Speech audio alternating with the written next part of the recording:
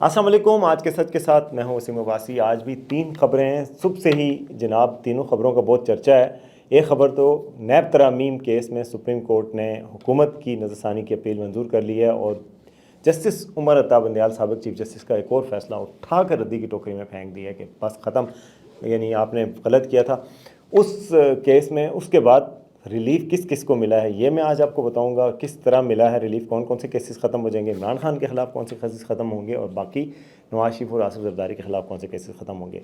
दूसरा जी, नताशा इकबाल और मुतासरा फैमिली जो है उनकी डील हो गई। नताशा इकबाल कारसाज ड्राइविंग एक्सीडेंट की मुलजिमा हैं जिन्होंने एक गरीब बाप और बेटी को ड्राइविंग में एक्सीडेंट में मार दिया था और कई लोगों को ज़ख्मी भी किया था और उनके जो मेडिकल रिपोर्ट आई थी उसमें आइस का भी पता चला था। इस पर पूरा पाकिस्तान शॉक्ड है कि ये कैसे हो गया और ये केस क्या ख़त्म हो जाएगा या नहीं होगा। मैं आपको अपना ये बताऊंगा कि पाकिस्तान में दियत का कानून क्या है और इसके तहत आज तक कौन से बड़े बड़े फ़ैसले हो चुके हैं और इसके तहत कैसे माफ़ी मिलती है, इस हवाले से भी यानी बात करेंगे। और तीसरी खबर जी, इमरान खान साहब ने आज जनरल बाजवा के ट्रायल का मुतालबा किया और जनरल नासिर मुनीर का भी नाम लेकर आर्मी चीफ का उन पर तनकीद की है और एक उनको भी धमकी दी है और एक धमकी दी है जी उन्होंने नैब के जो इन्वेस्टिगेशन ऑफिसर हैं और चेयरमैन के, उनको भी नहीं छोड़ेंगे। इस हवाले से बात करेंगे कि आज इमरान खान साहब ने क्या कहा है और उनकी जीत हुई है। वो कह रहे हैं, वो सुप्रीम कोर्ट से केस हारने के बाद भी कह रहे हैं कि मैं खुश हूँ कि मेरा तोशाखाना का जो तोशाखाना 2 केस था वो ख़त्म हो गया। तो शुरू करते हैं जी। अगर चैनल आपको अच्छा लगे, उम्मीद है कि आपको अच्छा लगा होगा, तो फिर इसको सब्सक्राइब का बटन दबा दें और शेयर भी कर दें। तो सबसे पहले हम आते हैं जी नताशा इकबाल केस की तरफ। और कराची में आपको पता है कि इसी गुज़श्ता माह 18 अगस्त को एक्सीडेंट हुआ था और नताशा दानिश इकबाल जो कि बहुत बड़ी इंडस्ट्रियलिस्ट हैं ख़ुद भी और उनके जो हस्बैंड हैं वो भी, और गुल अमन एनर्जी से ताल्लुक़ है, वो जनाब जा रही थी और कारसाज में उन्होंने एक्सीडेंट किया। उनकी गाड़ी में सब ने देखा, सीसीटीवी फुटेज है जिसमें 2 मोटरसाइकिल पे सवार बाप बेटी थे। 60 साल का आरिफ और उसकी बेटी आमना आरिफ थे। आमना आरिफ डबल एमए हैं और बेचारी मिडिल क्लास की हैं जो अपनी ख़ानदान की हालत बदलना चाहती थी। सफ़ेद रीछ 60 साल के बुज़ुर्ग थे, उनको जनाब कुचला। उसके बाद जो और 1-2 गाड़ियों में टक्करें मारी और कोई 5 के करीब अफराद को ज़ख्मी किया। उनको जनाब आज पता चला कि जी डील हो गई। डील क्या हुई? दियत के कानून के तहत जी इन्होंने कहा हमने माफ़ कर दिया है। किन्होंने कहा? आमना आरिफ के फैमिली वालों ने कहा कि जी हमने माफ़ कर दिया है। आमना आरिफ और उनके वालिद की फैमिली जो है उन्होंने दोनों एफिडेविट सामने आ गए। ये एफिडेविट हैं जनाब, एक उनके आमना आरिफ के भाई का है, एक आमना आरिफ की बहन का है। इन दोनों ने कहा कि जी हमारी उनसे बातचीत हुई है और हम अल्लाह की रज़ा की खातिर इनको माफ़ कर रहे हैं। दूसरे ने भी कहा हमने अल्लाह की रज़ा की खातिर हमने इनको माफ़ कर दिया, हमारा सुलह हो गई है, हमें इनसे कुछ लेना देना नहीं है। अच्छा, बाद में ज़राए से पता चला कि सिर्फ अल्लाह की रज़ा की खातिर तो नहीं माफ़ किया, कोई 5.5 करोड़ रुपए की डील हुई है, दियत की रकम अदा की गई है। अच्छा, इस्लाम में दियत के कानून के तहत आप वो है ना अल-हुर्रु बिल-हुर्रि तो उसके तहत है कि नाक के बदले नाक, कान के बदले कान, इस तरह जान के बदले जान है। और दियत के कानून के मुताबिक अगर कोई या तो जान के बदले में जान देंगे या कोई वैसे अल्लाह के माफ़ कर दे या फिर कोई खून बहा लेके माफ़ कर दे, ये सारे इस्लाम में कवानीन के तहत है। आज मैं आप उनकी हिस्ट्री भी बताऊंगा। तो उसके कानून के तहत उन्होंने दियत की रकम ले ली और उसके बाद उनको माफ़ कर दिया। अदालत में जाके ये नहीं बताया रकम ली कितनी ली है, वो उन्होंने कहा अल्लाह के नाम पे माफ़ कर दिया जो कि बड़ा गफूर रहीम रहम करने वाला है। उसके बाद उनके ज़मानत भी मंजूर हो गई। अदालत में जब नताशा इकबाल पेश हुई तो जज साहब ने पूछा कि भाई आप लोगों ने दबाव के तहत तो नहीं किया? उन्होंने कहा नहीं, कोई दबाव के तहत नहीं किया। तो अदालत ने 1 लाख रुपए पे उनकी ज़मानत मंजूर कर ली। अब नताशा दानिश भी फ्री, उनके हस्बैंड की भी ज़मानत पक्की हो गई, वो 50,000 के बस की गई थी, वो भी कन्फर्म हो गई। और इनके फ्रीकैन से रिपोर्टर्स ने बड़ी पूछने की कोशिश की भाई कैसे माफ़ किया, क्या हुआ, उन्होंने नहीं बताया। तो बहर हमने माफ़ कर दिया। इस पर बहुत डाइवर्जेंट किस्म की ओपिनियन है। कुछ लोग कहते हैं कि यार ठीक किया है। ठीक इस कहने वाले क्यों कह रहे हैं कि भाई पाकिस्तान के कानून में 20 साल बाद भी उसको सज़ा नहीं मिलनी थी, आप ना खड़े रहते। बेहतर है कि आपने अपने दियत की रकम उठा ली, अपना मुस्तकबिल महफूज बना लिया, जो बाकी रह गई फैमिली है उसको बेहतर कर लिया। बाप भी चला गया था, वो बेटी भी जो कि कमाने वाली बेटी थी, जो कि जॉब करने वाली बेटी थी, डबल एमए किया हुआ था बेचारी, वो भी चली गई दुनिया से। तो अब फैमिली का क्या होगा? तो उन्होंने उसकी कफ़ालत के हवाले से ये फ़ैसला किया और ये फ़ैसला दुरुस्त फ़ैसला, और मैं भी इस फ़ैसले पर कोई इतराज़ नहीं कर रहा। मुझे जो इस फ़ैसले पर इतराज़ है वो ये है कि कोई भी अमीर शख्स इंसाफ को यहाँ ख़रीद सकता है اور خریدا بھی ایسے ہے، ایک تو کم پیسے لیے کہ 5 کروڑ روپے، یہ لوگ اگر ان سے زیادہ بھی مانگتے ہیں نا، 50 کروڑ بھی مانگتے تو ان کو دینے پڑتے. تو ایک تو یہ غریب لوگ ہیں، ان کو دباؤ ڈال ڈول کے وکلا نے کہا ہوگا یہی آخری ڈیل ہے، یہ اچھی ڈیل ہے، نہیں ہوا تو رہ جاؤ گے، یہ وہ، تو انہوں نے جناب ان سے یہ ڈیل کروا لی. دوسرا جو کیس تھا، یہ پیسے تو رقم جو لے لی. دوسرا اس کیس میں جو ان کی میڈیکل رپورٹ ہے، ان کے پیشاب کے نمونوں میں میتھمفیٹامائن نکلی ہے، وہ جو آئس ڈرگ ہوتی ہے، اور وہ ڈرگ جو ہے وہ نشے کے انڈر کرے تھے. ویزیبل لگ رہا تھا جب وہ گاڑی سے باہر نکلی، اس وقت وہ جرکی سی تھیں، شیک کر رہی تھیں، اور ساری دنیا کو پتہ لگ رہا تھا کیا ہے. دوسرا ان کی جو دوستوں نے پوسٹیں کی تھی کہ ہم تو پیسے دے کے ان کے منہ پہ مار کے ہم چھوٹ جائیں گے، پھر آپ کیا کہو گے، پھر کہو گے. یعنی کہ یہ ایک پیسے کا ہے اور پاور کا ایسا ڈسپلے تھا جس پہ پاکستان کا ہر شہری اداس ہے کہ آپ جو بھی کر لیں یار، you can get away with any thing if you have money. This is not fair. یہ لگتا ہے تھوڑا سا انفیئر. اسلام کے قانون پہ تو ہم بات ہی نہیں کر سکتے نا. ہم سر تسلیم خم ہے بھائی، اللہ کے نزدیک میں بھی سرنڈر کرتا ہوں، اور ہم سب کرتے ہیں، اور ہمیں کرنا بھی چاہیے. تو دیت والا قانون تو ہو گیا. اب جو انہوں نے ڈرائیونگ انڈر انفلوئنس کی ہے، DUI پوری دنیا میں بہت بڑا کرائم ہے، بڑی بڑی جیلیں ہوتی ہیں. یہ امریکہ میں انویسٹیگیٹو اسٹوری کر رہا تھا، اس میں جو ڈرائیونگ انڈر انفلوئنس اس کے کیسز الگ سے ہمیں ڈیٹا دیا گیا تھا کہ یہ کیسز ہیں، اور بہت سیریس جرم ہوتا ہے، فوری گرفتار کر کے کافی سزائیں ہوتی ہیں. تو یہ اس جرم کی تو سزا ان کو ملنی چاہیے نا، کیونکہ وہ کلنگ سپری پہ تھیں، ایک قتل عام کرتی جا رہی ہیں گاڑی پہ. اگر آپ ایسے بندے کو گاڑی دیں جو ڈرگ کر کے آپ گاڑی چلائے، ڈرگ کرنا ایک جرم ہے، وہ چھوٹا جرم ہوگا، چلو اپنی مرضی سے انہیں آئس لے لی، لیکن آپ اس سے آپ کے ہاتھ میں ایک قسم کی گن پکڑ گئی نا. آپ نے گاڑی جو ہے آپ کی ایک بندوق بن گئی، اور آپ جس کو چاہیں مارتے پھریں. اس چیز کی سزا ان کو ملنی چاہیے. جو ریکلیس ڈرائیونگ تھی، ڈرائیونگ لائسنس ان کا نہیں تھا، اس کی سزا تو ملنی چاہیے نا.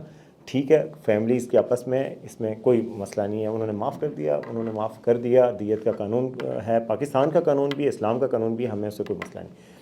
تو یہ انہوں نے کر دیا، لیکن یہ ان چیزوں کی ان کو سزا ملنی چاہیے. اسٹیٹ کو اس پہ کوگنیزنس لینی چاہیے، اور اسٹیٹ کو جو ہے وہ اس پہ کھڑے ہو کے ان سے کہنا چاہیے کہ بھائی یہ چیز جو ہے نا، اسٹیٹ جو ہے فساد فی الارض کا خطرہ جو ہے اس پہ کام کریں. اب میں آپ کو بتاتا ہوں پاکستان میں دیت کا قانون ہے کیا. آپ کو پتہ ہے دیت کا قانون جو ہے وہ پاکستان میں فوجداری قوانین کے اسلامائزیشن کا عمل تو شروع ہو گیا تھا 1989 میں، ضیاء الحق صاحب نے شروع کیا تھا. پھر ضیاء الحق کے بعد 1990 میں صدر غلام اسحاق خان نے قصاص و دیت آرڈیننس منظور کیا تھا، اور ملک میں قصاص و دیت کے قوانین متعارف کروائے، جس میں 1997 میں مسلم لیگ نون کی حکومت تھی، اس نے پارلیمنٹ سے منظور کر کے پارلیمانی ایکٹ کے تحت فوجداری قوانین کا حصہ بنا لیا تھا، جو CRPC ہے. قصاص اور دیت کے قانون کے مطابق ہوتا ہے کیا ہے کہ مجرم کی سزا کے تعین کا حق ایک معقول حد کے اندر جرم سے متاثرہ شخص کے پاس ہوتا ہے. قتل کی صورت میں یہ حق متاثرہ شخص کے لواحقین کو تفویض ہو جاتا ہے، اور اگر وہ شخص یا اس کے لواحقین چاہیں تو مجرم سے قصاص کے مطابق برابر کا بدلہ بھی لے سکتے ہیں، جو قتل کے بدلے میں قتل. الحر بالحر والعبد بالعبد. اچھا جی، قصاص کے بدلہ لے سکتے ہیں، جو کہ قتل کی صورت میں سزائے موت ہے. یعنی قتل کے صورت میں آپ کان کے بدلے کان، ناک کے بدلے ناک، اور جان کے بدلے جان. دوسری صورت میں اگر شخص یا اس کے لواحقین چاہیں تو دیت کی رقم دے دیں اور اس کے بدلے میں معاف کر دیں، یا پھر ویسے ہی معاف کر دیں، اللہ کے لیے معاف کر دیں، وہ بھی کر سکتے ہیں. لیکن ملکی قوانین میں یہ بھی ہے دیت کے قانون کے مطابق کہ اگر حکومت چاہے تو لواحقین کی معافی کے باوجود اس کو فساد فی الارض کا مرتکب ٹھہراتے ہوئے اس کو لواحقین کی معافی کے باوجود قید یا سزا دے سکتی ہے. تو نتاشا اقبال کے کیس میں یہ ہے، لیکن کیا حکومت چاہے گی؟ بختاور بھٹو صاحبہ نے تو ٹویٹیں کی تھیں کہ جی یہ بڑا ظلم ہوا ہے، یہ وہ. تو کیا سندھ حکومت اب اس میں فریق بن کر یہ کوشش کرے گی؟ یہ وقت بتائے گا.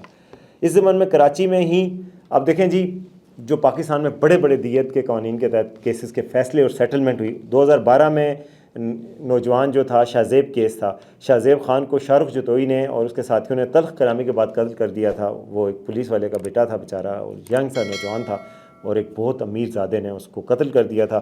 اس طرح لاہور میں امریکی شہری جو ریمنڈ ڈیوس ہے، CIA کا ایجنٹ تھا، اس نے 2 موٹر سائیکل سواروں کو فائرنگ کر کے قتل کر دیا تھا.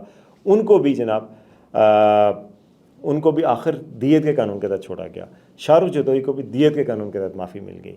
اس کے علاوہ دیت کے قانون کے تحت یہ جو اور بھی کئی فیصلے پاکستان میں جو امپورٹنٹ ہیں وہ ہو چکے ہیں. تو ریمنڈ ڈیوس کیس میں کیا ہوا تھا؟ 27 جنوری 2011 کو مزنگ کی سڑک پہ گاڑی چلاتے ہوئے 2 موٹر سائیکل سواروں کو انہوں نے مار دیا تھا، اور وہ امریکی کونسل خانے کا تھا. پھر بعد میں سارے مل ملا کے سارے اداروں نے ان کو چھڑوا دیا اور پیسے کی رقم دے دی دیت کی قانون کے تحت. تو یہ پاکستان میں دیت کے قانون کا بیک گراؤنڈ ہے. اب آتے ہیں جناب, آج جو سپریم کورٹ میں نیب ترامیم کے حوالے سے حکومتی نظرثانی کی اپیل 5 رکنی بینچ نے منظور کر لی. ایک تو وہ تمانچہ پڑا ہے جی جسٹس عمر عطا بندیال والے بینچ کو, جسٹس اعجاز الحسن, دونوں ہمیں نہیں رہے, مطلب سپریم کورٹ میں نہیں رہے ان دونوں کا جی, کہ انہوں نے خواہ مخواہ پنگا لیا تھا. پارلیمنٹ نے اگر ترامیم منظور کی تھی تو انہوں نے جناب ان کو وہ کر دیا تھا, معطل کر دیا.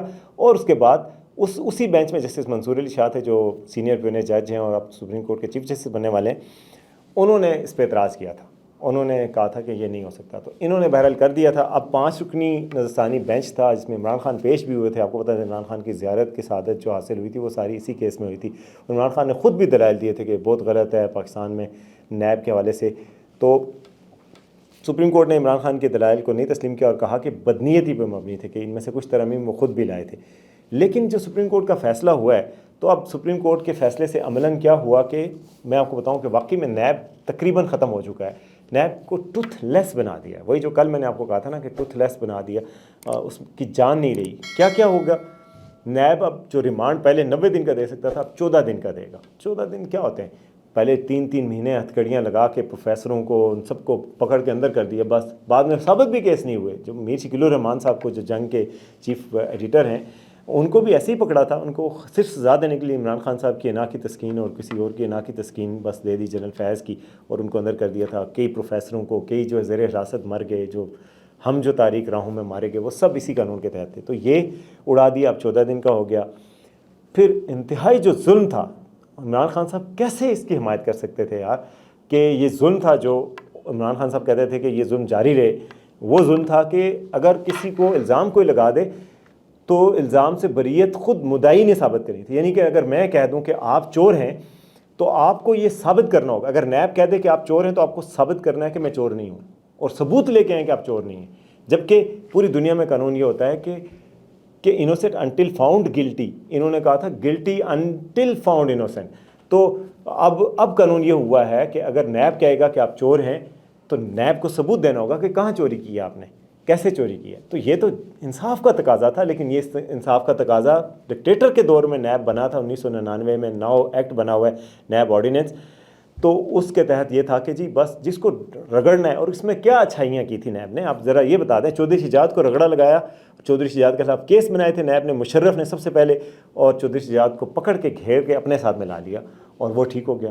سیاست صالح حیات کے خلاف کیس بنایا, یہ نیب زدہ سیاستدان تھے اور ان کو پکڑ کے اپنے ساتھ شامل کر لیا. یعنی کہ اگر تم نیب زدہ ہو, چور ہو نا, تو یا میرے ساتھ شامل ہو جاؤ یا تمہیں اندر کروا دوں گا. یہ نیب کا قانون تھا. اسی طرح یہ گلٹی انٹل فاؤنڈ انوسینٹ کر کے یہ ایک انتہائی بدماشی پہ مبنی آرم ٹوسٹنگ باڈی بنا دی تھی. تو یہ ختم ہو گیا کہ آپ گلٹی انٹل فاؤنڈ انوسینٹ والا ختم ہے. اب ہے کہ انوسینٹ انٹل فاؤنڈ گلٹی, یعنی آپ جب تک معصوم ہیں جب تک کہ آپ کے اوپر ثابت نہیں ہو جاتا کہ آپ مجرم ہیں. یہ ختم ہو گیا. 50 کروڑ روپے سے کم کی جو ہے کسی کے اوپر لگا دیا جی کہ 1 لاکھ روپے اس نے مجھ سے رشوت لی ہے کسی کے خلاف, اور نیب والے پکڑ رہے ہیں, اس سے خود رشوتیں پکڑ رہے ہیں, کچھ کر رہے ہیں. اس چیز کو ختم کر دیا. انہوں نے کہا 50 کروڑ سے کم کی چیز قابل دست اندازی نیب نہیں ہوگی, وہ کسی اور ادارے میں آپ جا کے پولیس کے میں شکایت کر سکتے ہیں, اینٹی کرپشن اسٹیبلشمنٹ جو ہے پنجاب کی, اس میں کر سکتے ہیں, یا کسی اور صوبے کی, لیکن نیب نہیں کر سکے گی. تو یہ بھی ختم ہو گیا. 90 دن کا ریمانڈ بھی 14 دن کا ہو گیا. وہ گلٹی انٹل پروون انوسینٹ والی بات بھی ختم ہو گئی. تو یہ ساری چیزیں نیب کی بدل گئی ہیں. تو اس سے اور ایک اور جو سب سے بڑا ہے کہ ایکنک پارلیمنٹ یا پارلیمانی کمیٹی کابینہ کے فیصلے, ان سب کو استثناء حاصل ہوگا. اگر کابینہ میں کوئی فیصلہ ہو گیا, وہ فیصلے اس فیصلے پہ نیب نہیں پکڑ سکتی یہ کابینہ نے یہ کیوں فیصلہ کیا, ایکنک نے کیوں فیصلہ کیا, پارلیمانی کمیٹی نے کیوں فیصلہ کیا. یہ بھی ختم ہو گیا. تو یہ نیب ترامیم تھی جو ختم ہوئی ہیں. اور اس کے بعد فائدہ کس کس کو ہوگا جی؟ نواز شریف صاحب کو بھی فائدہ ہو رہا ہے. نواز شریف صاحب کا توشہ خانہ کیس ختم, کیونکہ وہ 50 کروڑ سے اوپر کا نہیں ہے. عمران خان کو فائدہ ہو رہا ہے, ان کا توشہ خانہ 2 جو تھا وہ 50 کروڑ سے اوپر کا نہیں تھا, وہ ختم. جو توشہ خانہ 1 ہے وہ رہے گا, کیونکہ وہ تو پتہ نہیں 1 ارب 1.5 ارب کا بنایا تھا, وہ ہے. پھر عمران خان کو جو NCA کیس ہے اس میں بھی ریلیف ایکسپیکٹ کر رہے ہیں عمران خان کی پارٹی اور عمران خان خود, کیونکہ ان کو ہے کہ یار وہ کیبنٹ میں فیصلہ ہوا تھا. لیکن میں آپ کو بتاؤں کہ اس میں کیبنٹ میں فیصلہ ہوا تھا, لیکن اگر اسی قانون میں ہے کہ کیبنٹ میں جو فیصلے ہوں ان کو استثناء ہوگا, لیکن اگر مانیٹری فائدہ حاصل نہ ہوا ہو, تو اس میں مانیٹری فائدے میں القادہ ٹرسٹ کی جو زمین عمران خان صاحب اور ان کی اہلیہ کے نام پہلے شفٹ ہوئی تھی، پھر ٹرسٹ کے نام شفٹ ہوئی تھی، ملک ریاض نے شفٹ کی تھی القادہ ٹرسٹ کی زمین، اس فیور ملنے کے بعد این سی اے کے 190 ملین اپنے ہی اکاؤنٹ میں واپس جانے کے بعد، تو وہ فائدہ ایک رکاوٹ بنے گا۔